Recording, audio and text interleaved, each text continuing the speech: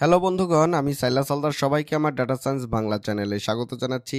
আজকে আমাদের আলোচনার বিষয় হচ্ছে রিজ রিগ্রেশন। এটা খুবই গুরুত্বপূর্ণ একটি রিগ্রেশন।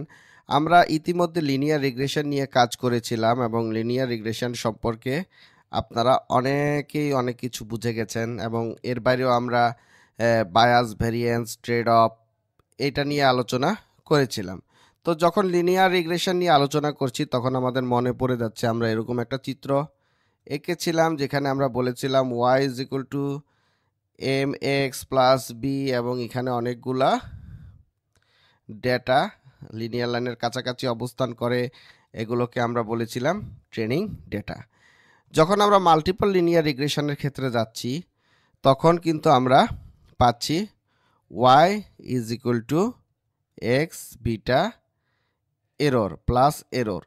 তো এখন এই এক্স বিটাকে বা টোটালকে আমরা সমষ্টিটাকে ভাঙলে আমরা এরকম পাই Y is equal to B naught plus beta one X one plus এটা ওয়ান আই নয় beta two X two plus ডা বিটা এন এক্স এন। আমরা এই ফর্মুলাটা পাই যখন আমরা মাল্টিপল লিনিয়ার রিগ্রেশন নিয়ে কাজ করি। এখন এদের মধ্যে যে ইরর সেটাকে আমরা বলে থাকি mean square error. M s e is equal to one by n summation of i is equal to one by n y i minus y pred whole square.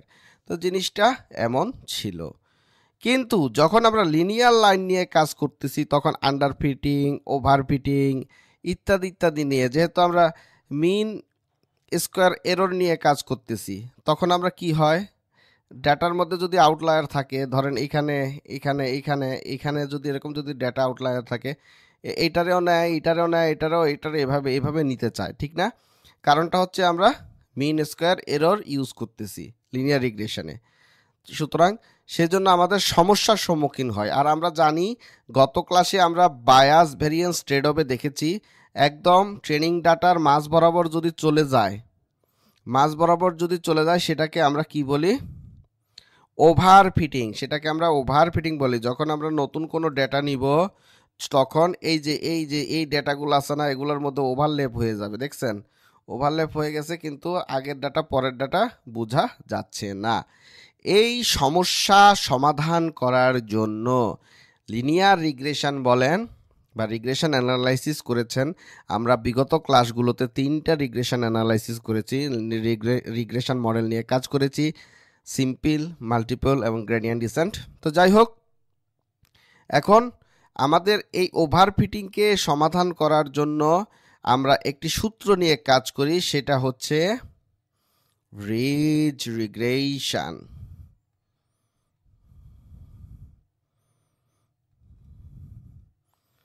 তো আমরা রিজ রিগ্রেশন নিয়ে কাজ করি।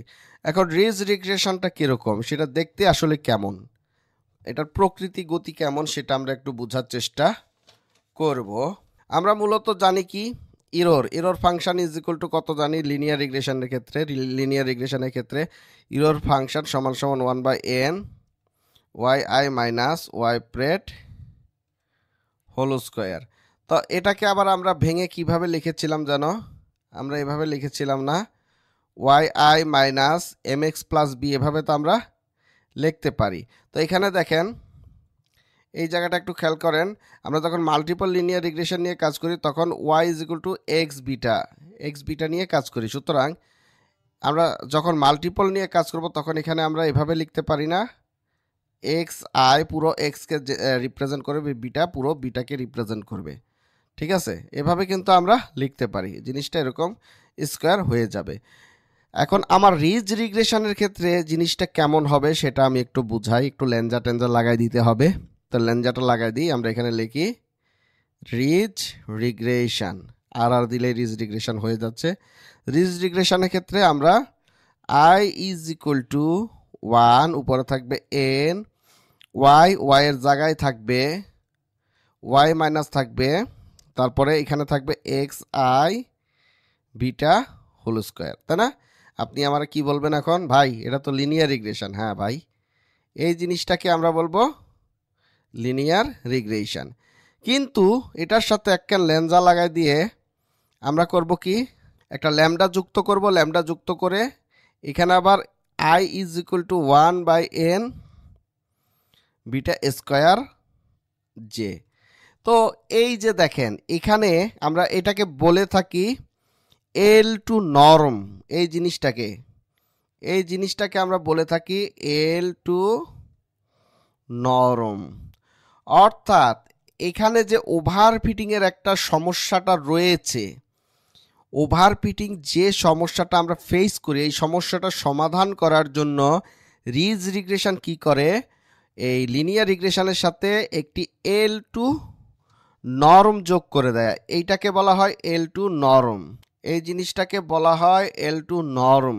এই জিনিসটা যোগ করার কারণে আমাদের যে লিনিয়ার রিগ্রেশনে মিন স্কোয়ারের যে ডেটাগুলো রয়েছে, অর্থাৎ এই যে এখানে খেয়াল করেন, যখন আমরা লিনিয়ার রিগ্রেশন নিয়ে কাজ করেছি, এখানে খেয়াল করেন, তখন বিটার ভ্যালু, বিটার কিন্তু বিভিন্ন ধরনের ভ্যালু, এটা বিটা 1, বিটার বিভিন্ন ধরনের ভ্যালু, এখানেও বিটা আছে, এখানেও বিটা আছে। বিটার কিন্তু এক এক রকমের ভ্যালু, কোনোটা একটু বেশি হবে, কোনোটা একটু কম হবে। যখন এখানে ইলন মাস্কের মতো কোনো স্যালারি পাবে, ওই জিনিসটাকে একটু কমানোর জন্য, আমি জাস্ট উদাহরণ দিচ্ছি, আপনি আসলে যেন সহজে বুঝতে পারেন ইলন মাস্কই। তো যাই হোক, কোনো একটা আউটলায়ার যদি বিদ্যমান থাকে, অর্থাৎ অনেক বেশি একটা ভ্যালু, B1-এও হইতে পারে, B2-তেও হইতে পারে, BN-এও হইতে পারে, যে কোনো একটা জায়গায় একটু বেশি ভ্যালু রয়েছে, ধরেন এই জায়গাটা একটা ভ্যালু রয়েছে, এই ভ্যালুটা যেন বেশি না হয়, এটা যেন কমে যায়, সেজন্যই কিন্তু আমাদের এই L2 নরম এই জিনিসটা ব্যবহার করতে হয়। আশা করি এতটুকু বুঝতে পেরেছেন, এই L2 নরম জিনিসটা আমাদের ব্যবহার করতে হবে। তো এটাই হচ্ছে রিজ রিগ্রেশন। তাহলে রিজ রিগ্রেশনে আমরা কি পেলাম, একটা লিনিয়ার রিগ্রেশনের সাথে L2 নরম যোগ করে দিলেই আমরা তাকে বলি রিজ রিগ্রেশন। এখানে ল্যামডা প্যারামিটারটা কি, ল্যামডা হচ্ছে গিয়ে আপনার রেগুলারাইজেশন প্যারামিটার।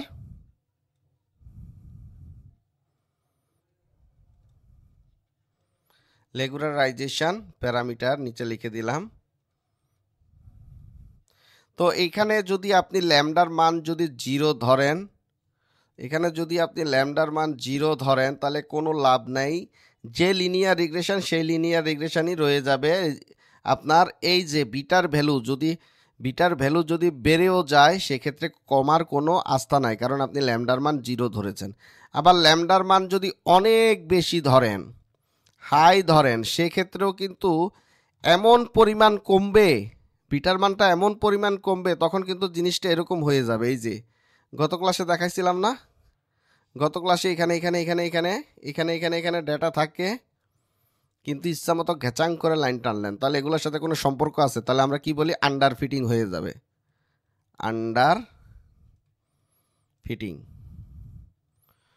যাবে, তাহলে আপনার ল্যামডার মানকে একটা নির্দিষ্ট মান ধরতে হবে, নির্দিষ্ট একটা, অর্থাৎ আপনার অ্যালগরিদমের উপর বিবেচনা করে আপনাকে পারফেক্ট ভ্যালু নিতে হবে, যার কারণে আপনার মডেলটা সুন্দর হবে এবং রিজ রিগ্রেশন অ্যাপ্লাই করার পর আপনার ভ্যালুটা বেশি বাড়বে না, অর্থাৎ বিটার যে আউটলায়ার হওয়ার কথা সেটা আস্তে করে কমে যাবে। আশা করি এই অ্যালগরিদমটা বুঝতে পেরেছেন। এখন আপনি অ্যালগরিদম বুঝতে পারলেন, ঠিক আছে, এর মধ্যে L2 নরম ইউজ করেছি, কিন্তু ভাই আমার যখন ক্যালকুলেশন করি তখন জিনিসটা কেমন হয়, ডেটাসেট নিয়ে কাজ করলে কেমন হয়, সেটা তো আমাদের আসলে একটু বোঝা উচিত ভাই। আমরা যখন প্রোগ্রামিং করি, প্রোগ্রামিংয়ে কি এরকমই থাকে? আমি শুধু জাস্ট এই জিনিসটা দেখাই দিলাম, দিয়ে প্রোগ্রামিং করালাম, তাহলে তো আপনি বুঝবেন না। প্রোগ্রামিংয়ে ডেটাসেটগুলো কিভাবে কাজ করে সেটা একটু বোঝার চেষ্টা করি। তো কোনো ডেটাসেট নিয়ে যখন আমরা কাজ করব, তখন আমাদের 6টা স্টেপ ফলো করতে হবে। স্টেপ নাম্বার 1, আমাদের কি করতে হবে, ডেটা সেট প্রিপেয়ার করতে হবে, অর্থাৎ আমাদের ডেটা সেটকে রেডি করতে হবে, ডেটা সেট রেডি, ঠিক আছে। স্টেপ নাম্বার 2তে আমরা কি করব, এক্স বের করব। এটা কিন্তু মাল্টিপল লিনিয়ার রিগ্রেশনের ক্ষেত্রে আমি বলতেছি, হ্যাঁ, বের করব। তারপরে আমার স্টেপ নাম্বার 3তে কি করব, স্টেপ নাম্বার 3তে যাই আমরা পেনাল্টি বের করব, রিচ পেনাল্টি, রিচ পেনাল্টি।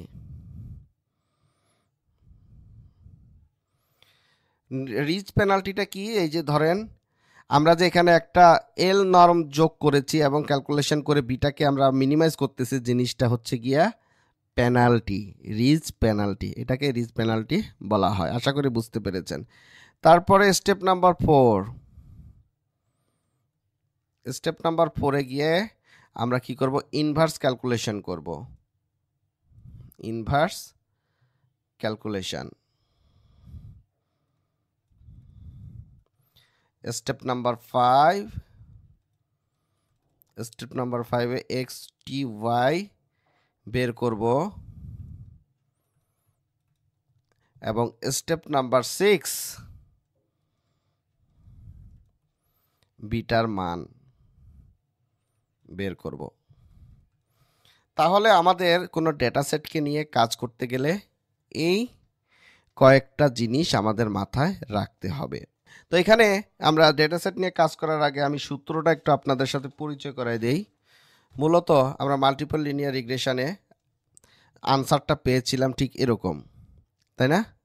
আমি এখানে লিখে দিই MLR, মাল্টিপল লিনিয়ার রিগ্রেশন। যেহেতু লিনিয়ার রিগ্রেশনের সাথে আমরা কি করব?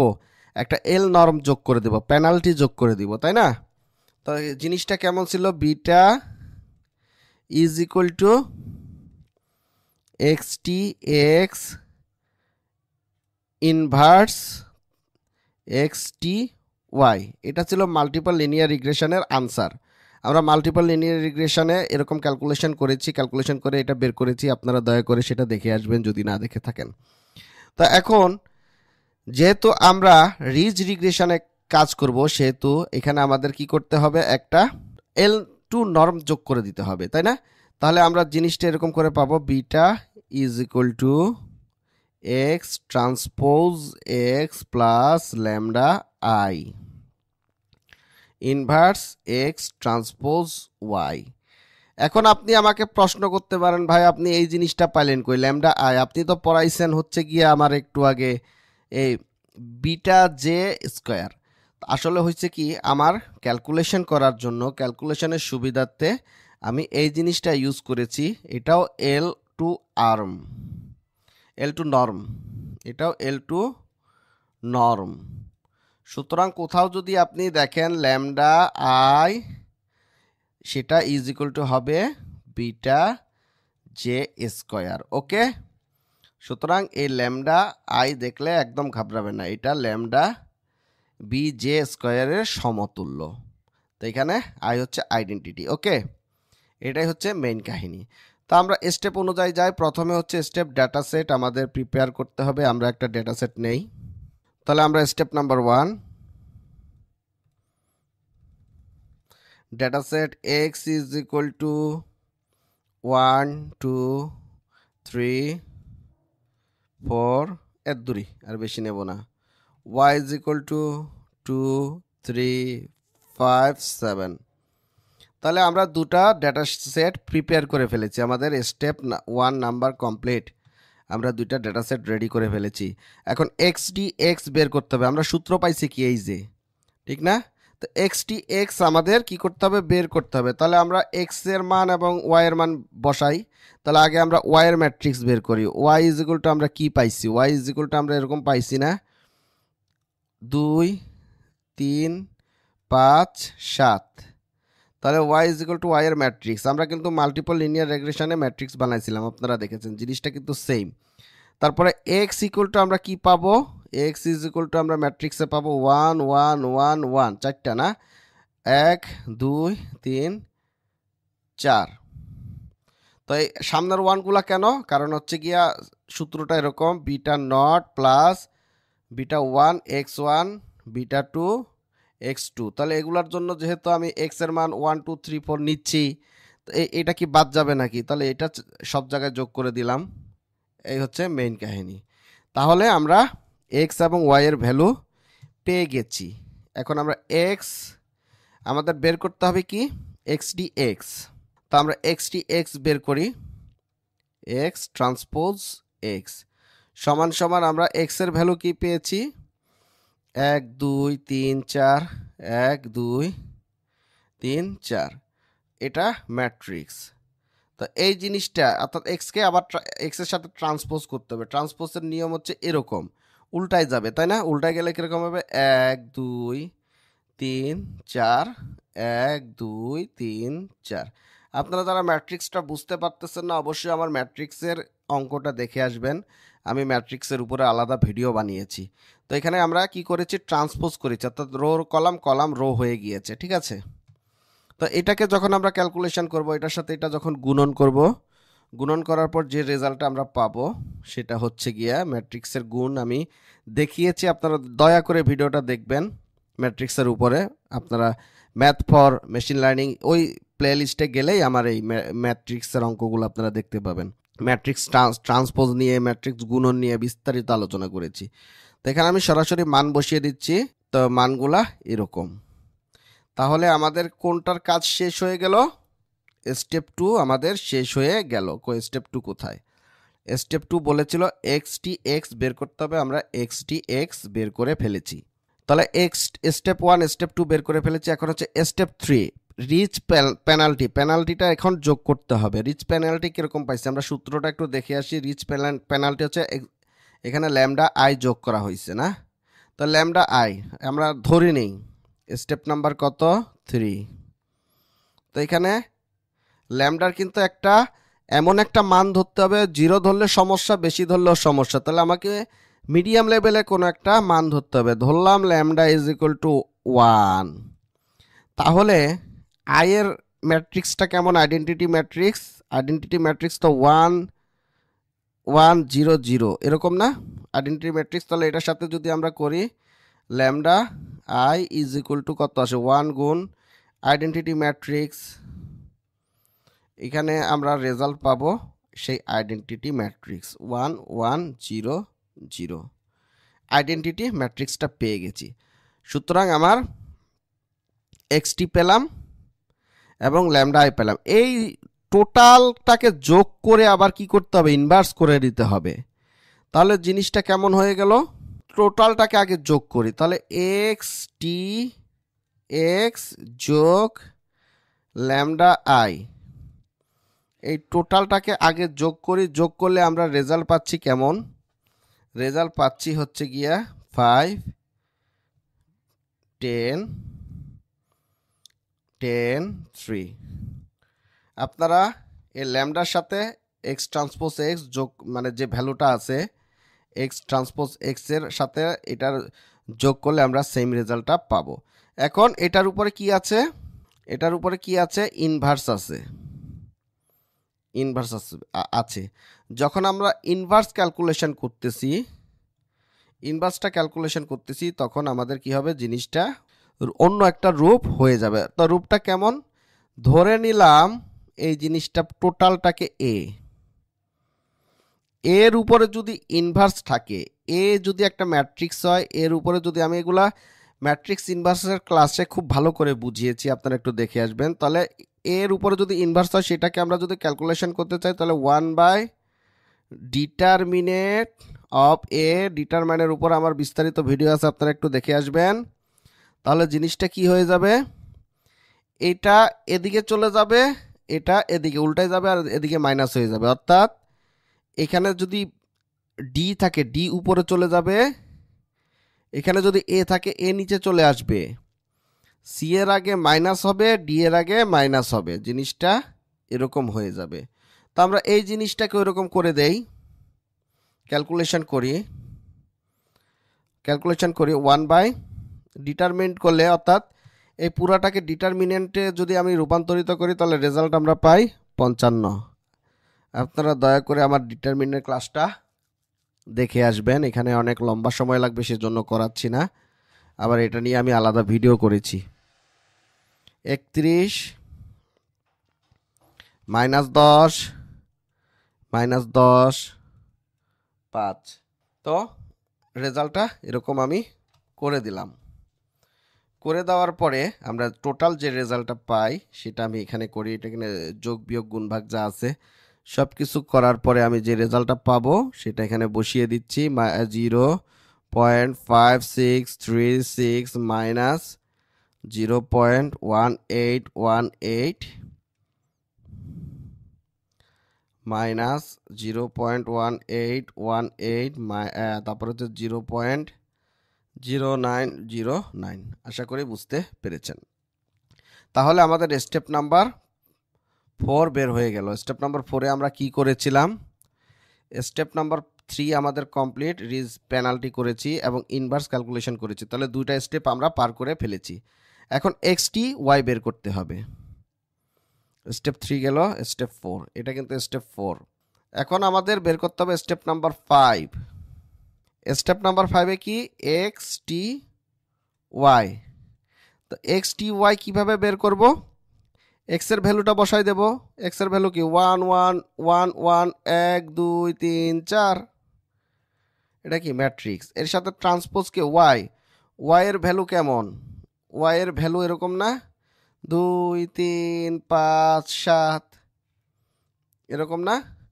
তাহলে এই ওয়ানগুলার সাথে একবার এটা গুণ হবে, আবার এই নিচেরগুলোর সাথে এটা একবার গুণ হবে, ঠিক না? এরকম করে তো রেজাল্ট হবে। তারপর যে রেজাল্টটা আসে সেটা কি? সেটা হচ্ছে গিয়ে 17/50। তাহলে স্টেপ নাম্বার 5 কমপ্লিট। টিক চিহ্ন দিয়ে আসি। স্টেপ নাম্বার 5 আমাদের complete. Last step, step number 6, b এর মান বের করতে হবে। তো ভাই বি এর মানটা কিভাবে বের করব? তো বি এর মান বের করতে হলে আমাকে কি করতে হবে? B is equal to XTX plus lambda i, এটার উপর ইনভার্স XTY। তা এগুলার মধ্যে মানগুলা বসিয়ে দিলেই আমার রেজাল্ট হয়ে যাবে। এখন এটার মান কত পাইছি আমরা? এই যে ওটার মান আমরা পাইছি, তারপরে ল্যামডা এবং এটার মান ওইটা পাইছি, তারপরে এক্সটির মান এই যে 17/50। তাহলে আমরা বসিয়ে দেই। বসিয়ে দেওয়ার আগে বসে মানগুলা বসাই, তারপরে আমরা ক্যালকুলেশন করি 0.5636 মাইনাস 0.1818 মাইনাস 0.1818 0.0909, এর সাথে গুণ হচ্ছে 17/50। সব ম্যাট্রিক্সের খেলা। হ্যাঁ, ম্যাট্রিক্সটা একটু ভালো করে করতে হবে। এখন আমরা যদি ক্যালকুলেশন করি সমান সমান কি পাবো? 0.4909 1.4545। সুতরাং আমরা বিটার মান পেয়ে গেছি। তো এখানে দুটা রেজাল্ট পেয়েছি। তো দুইটা রেজাল্টের মধ্যে আমরা এই জিনিসটাকে বলবো হচ্ছে গিয়া বিটা নট, এবং এই জিনিসটাকে বলবো হচ্ছে বিটা, মানে স্লোপের মান। যে স্লোপগুলো নিয়ে আমরা ক্যালকুলেশন করেছি সেই স্লোপের মান হচ্ছে এইটা, এবং এটা হচ্ছে বিটা নট। আশা করি বুঝতে পেরেছেন। কিন্তু ভাই আমরা তো আরেকটা সূত্র জানি, y is equal to mx plus b. এই সূত্রটা আমরা জানি না। এখন যদি আমরা মান বসিয়ে দিই, এম এর ভ্যালু কত পাইছি? Bitter value 1.4545, 1.4545। এক্স এর মান ধরেন 5, ধরে নিলাম একটা পয়েন্ট, আপনি ধরে নেন, ধরলাম আমি 5, প্লাস বি এর মান কত? 0.4909, 0.4909। তো এখন এটাকে যদি আমরা ক্যালকুলেশন করে পাই 7.7634, এটা হচ্ছে কি আমার প্রেডিকশান। এটাই হচ্ছে আমার প্রেডিকশান, প্রেডিক্টেড ভ্যালু। অর্থাৎ আমি যখন এক্স ইনপুট দিচ্ছি 5, তাহলে আমার প্রেডিকশন করতেছে 7, এবং বি এর মান বড় ছোট কোনো ব্যাপার না, সবগুলোকে মিনিমাইজ করে নিচ্ছে। তো আশা করি আপনারা বুঝতে পেরেছেন কিভাবে রিজ রিগ্রেশন কাজ করে। আমি রিজ রিগ্রেশনের উপরে সংক্ষিপ্ত বর্ণনা করেছি, এবং ডেটাসেটগুলোকে কি ক্যালকুলেশন করে কিভাবে প্রেডিকশন করতে হয় সেটাও আমি আপনাদের বিস্তারিত ক্যালকুলেশন করে দেখিয়েছি। আশা করি আমি কোনো পরিমাণ গ্যাপ রাখিনি যেটা আপনারা বুঝতে পারবেন না, এবং আপনারা যদি জিনিসটা বুঝতে না পারেন, বারে বারে যদি প্র্যাকটিস করেন, জিনিসটা আপনাদের অন্তরে গেঁথে যাবে এবং আপনারা ভবিষ্যতে ভালো একজন প্রোগ্রামার হতে পারবেন। তো রিকোয়েস্ট করব জিনিসটা ভালোভাবে দেখবেন, প্র্যাকটিস করবেন। শুধু দেখলেই হবে না, প্র্যাকটিসটাও করতে হবে। আর আমার ভিডিও ভালো লাগলে লাইক, কমেন্ট, শেয়ার করবেন, সাবস্ক্রাইব করবেন, বেল আইকন ক্লিক করে রাখবেন, কারণ আমি একটার পর একটা ভিডিও দিচ্ছি। আশা করি আপনাদের উপকার হবে। তো সবাই ভালো থাকবেন। ধন্যবাদ।